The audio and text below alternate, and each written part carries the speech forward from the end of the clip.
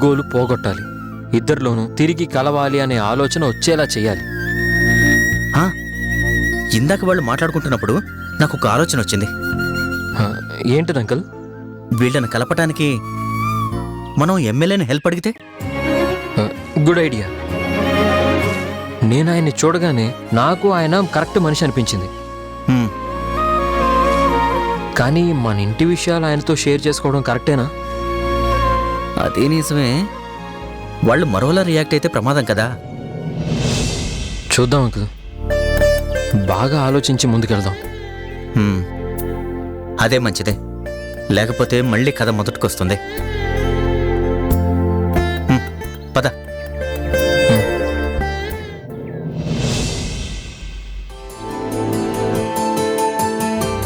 ఇప్పుడు మనం breath in breath out చేయాలి.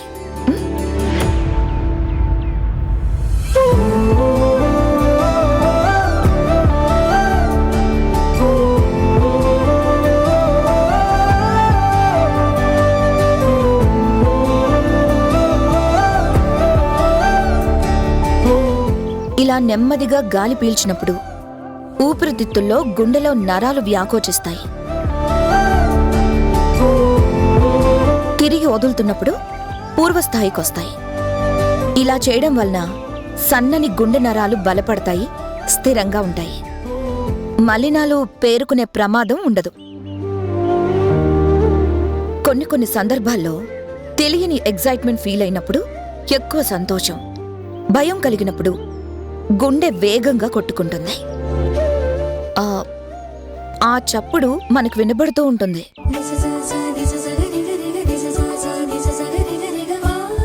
దాన్నే ఉద్వేగం అంటారు. అలాంటప్పుడు ఈ యోగా చాలా బాగా పనిచేస్తుంది. దీర్ఘంగా గాలి పీల్చి వదలడం వల్ల రిలాక్సేషన్ ఉంటుంది.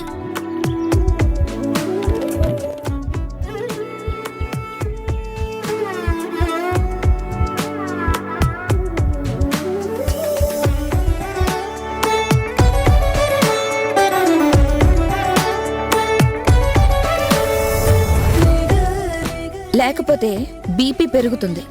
అది చాలా ప్రమాదం.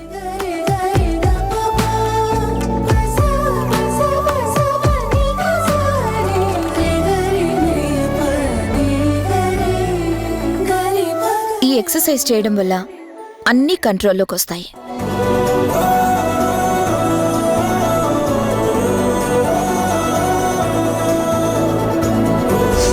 ఫీల్ అవుతున్నావా? అవే సిమ్టమ్స్ కనపడుతున్నాయా? నువ్వు ఏదో తెలియని ఉద్వేగానికి లోనవుతున్నావు కదూ? నో, అదేం లేదు. లేనప్పుడు గుండెల మీద చెయ్యి ఎందుకు వేసుకున్నావు? పల్స్ ఎందుకు చూసుకున్నావు? తను చెప్పిన బ్రీతింగ్ ఎక్సర్సైజ్ ఎందుకు చేశావు? ఊరికే అలా గాలి పీల్చుకొని వదిలాను. తప్ప? రిలాక్స్ అయ్యావా? నేనసలు టెన్షన్ పడితే కదా. ఆత్మని, నీ ఆత్మాభిమానం గురించి నాకు వేరే చెప్పాల్సిన అవసరం లేదు. నువ్వు నన్ను డెస్పరేట్ చేయాలని చూస్తున్నావు. నిన్ను నువ్వు చీట్ చేసుకుంటున్నావు. ముసుగు తీసేసుకో. నిజం నీకే అర్థం అవుతుంది. నా మాట విని నువ్వు బ్రీతింగ్ ఎక్సర్సైజ్ చేయి, బాగుంటుంది.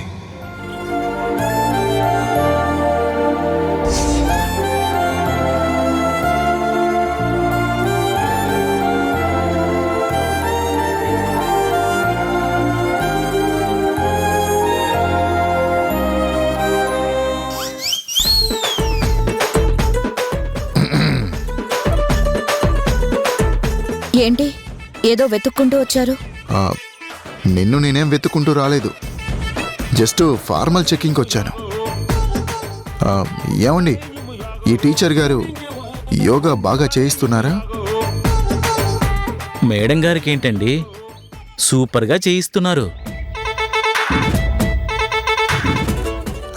కష్టంగా ఏం లేదు కదా? తేలిగ్గా తేలికపడే విధానం చెప్తుంటే కష్టం ఎందుకుంటుందండి? ఓ, అంత బాగా చెప్తున్నారా? కన్న తల్లిలా కంటికి రెప్పలా చూస్తూ చెప్తున్నారు. అసలు మేడం గారి మాట చాలండి, సగం బాధలు పోతాయి. ఓకే. ఆహా కాదండి, అద్భుతం. అసలు కాస్త నలతగా ఉన్నప్పుడే టీచర్ గారి దగ్గరికి వెళ్ళుంటే ఈ హాస్పిటల్కి వచ్చే పరిస్థితే కాదు నాది.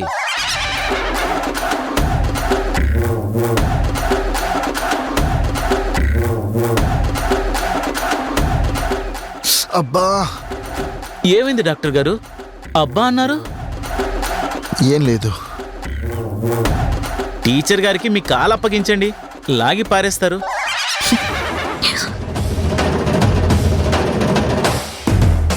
వారు కాళ్ళు లాగి పడేయడంలో ఎక్స్పర్ట్ అని నాకు తెలుసండి.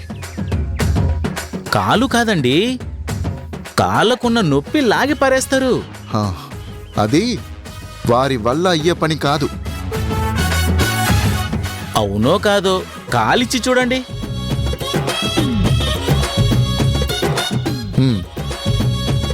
అవునా?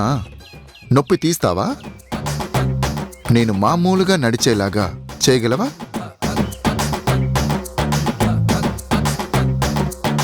తప్పకుండా. చూద్దామా? ఛాలెంజ్లతో ట్రీట్మెంట్ వర్కౌట్ కాదు. నమ్మకంతో తీసుకుంటే ఖచ్చితంగా వర్కౌట్ అవుతుంది. ఓ, ఒక అర్ధగంట నమ్మకం ఉంచితే చాలా? 10 నిమిషాలు చాలు.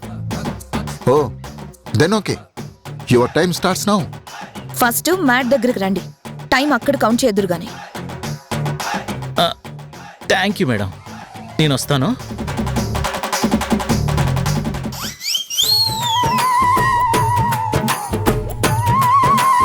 మీరు టైం కౌంట్ చేసుకోండి. ఆ లెగ్ ఇటు ఇవ్వండి.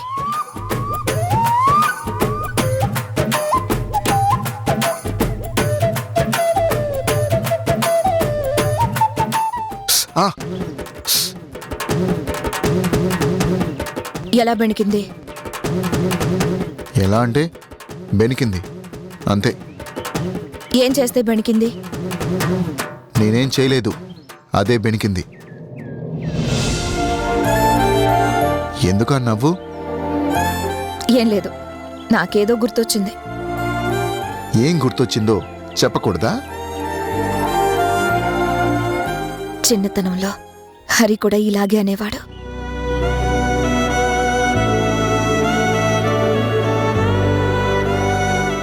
గుర్తొచ్చింది. వాడు బొమ్మలన్నీ ముందేసుకుని ఆడేవాడు. వాడు ఆటలో ఉన్నప్పుడు మన పనుల్లో మనం ఉండేవాళ్ళం. ఎస్. తిరిగి వచ్చేసరికి అన్నీ విరిగిపోయి ఉండేవి. ఎలా విరిగాయనంటే నాకు తెలీదు, అవే విరిగాయని అనేవాడు.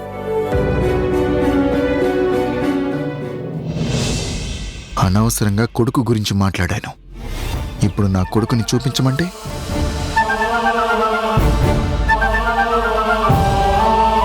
నా కొడుకు ఎలా ఉన్నాడు?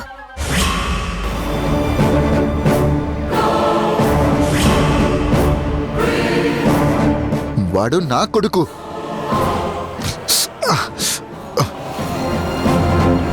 నువ్వేమనుకున్నా నాకు పర్లేదు.